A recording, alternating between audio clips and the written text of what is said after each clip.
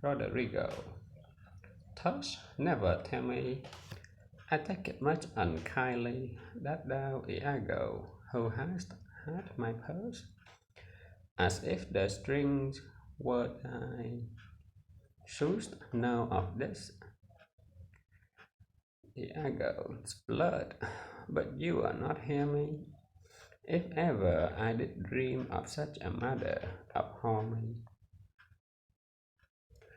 Thou toldst me thou didst hold him in thy hate. Despise me if I do not. Three great ones of the city in personal suit to make me his lieutenant, of cap to him, and by the faith of man I know my price. I am worth no worse a place. But he, as loving his own pride and purposes, evades them with a bombast circumstance, horribly stuffed with epithets of war, and in conclusion unsuits my mediator. For certes, says he, I have already chose my officer. And what was he? Forsooth, a great arithmetician, one Michael Cassio, a Florentine, a fellow almost damned in a fair wife, that never set a squadron in the field, nor the division of a battle knows more than a spinster, unless the bookish theoric, wherein the talkative consuls can propose as masterly as he. Mer Prado, without practice, is all his soldiership. But he sir hath the election, and I, of whom his eyes had seen the proof at Rose or Cyprus, or on other grounds, Christian and heathen. Christian and heathen must be believed and calmed by debitor and creditor. This powder-caster, he in good time must his lieutenant be. And I, God bless the mark, his warship's engine. Roderigo, by heaven, I rather would have been his hangman. Why, there's no remedy. 'Tis the curse of service. Preferment goes by letter and affection, and not by old gradation, where each second stood heir to the first. Now, sir, be judge yourself, wherein I, in any just term, am afraid to love the more. I would not follow him then. Oh, sir, content you. I follow him to serve my turn upon him. We cannot all be masters, nor all masters cannot be truly followed. You shall mark many devious and knee crooked knave that, doting on his obsequious bondage, wears out his time, much like his masters, as for naught but provender, and when he's old, cashiered. Whip me such honest knaves. Others there are who dreamed in forms and visages of duty,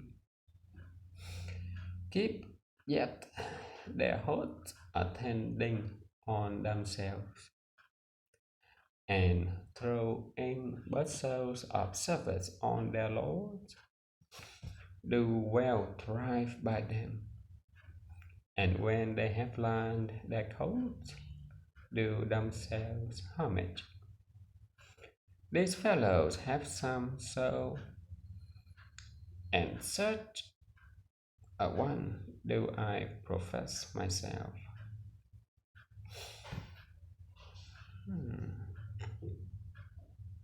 For, sir, it is as sure as you are Roderigo, where I, the more, I would not be Iago. In following him, I follow but myself. Heaven is my judge, not I, for earth and duty, but seeming so for my peculiar end. For when my outward action doth demonstrate the native act and figure of my heart to complement extern, 'tis not long after, but I will wear my heart upon my sleeve for doors to peck at. I am not what I am. What a full fortune does the thick lips owe that he can carry thus.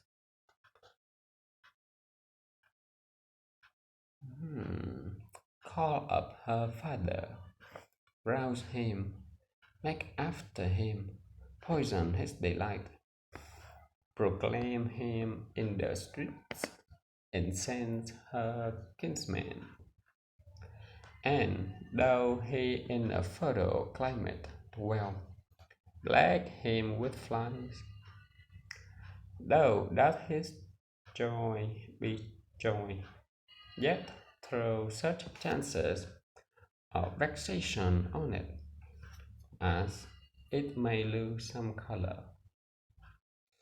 Here is her father's house, I'll call aloud. Do with like timorous accent and dire yell, as when by night and negligence the fire is spied in populous cities. What ho, Brabantio, Signor, Brabantio, ho. Awake, what ho, Brabantio, thieves, thieves. Look to your house, your daughter, and your bags. Thieves, thieves. What is the reason of this terrible summons? What is the matter there? Signor, is all your family within? Are your doors locked? Why, wherefore ask you this? Zounds, sir, you are dropped. For shame, put on your gown. Your heart is burst. You have lost half your soul. Even now, now, very now, an old black ram is topping your white ewe. Arise, arise, awake the snorting citizens with the bell, or else the devil will make a grandsire of you. Arise, I say.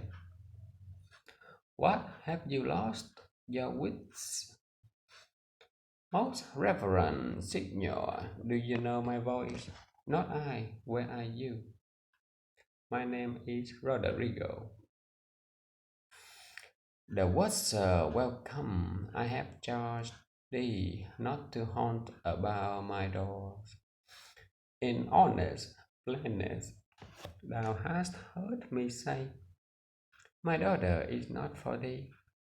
And now in madness, being full of supper and distempering draughts, Upon malicious bravery dost thou come to stop my quiet.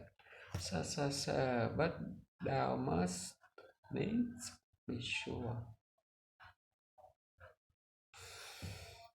My spirit and my place have in them power to make this bitter to thee. Patient, good sir, what tellest thou me of robbing? This is Venice. My house is not a grange. Most brave Brabantio, in simple and pure soul, I come to you. So, sir, you are one of those that will not serve God if the devil beat you, because we come to do you service, and you think we are ruffians.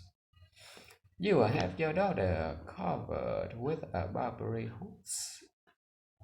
You will have your nephews named to you. You will have coursers for cousins, and Janet for Germans. What profane wretch art thou? I am one, sir, that comes to tell you your daughter and the more are now making the beast with 2 bucks. Thou art a villain, you are a senator. This thou shalt answer. I know thee, Roderigo.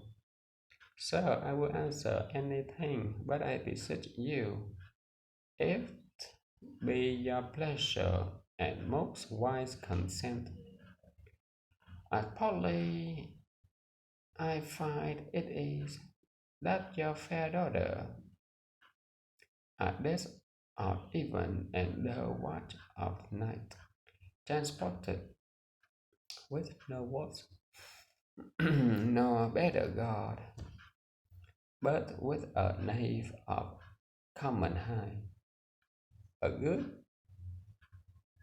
gondola,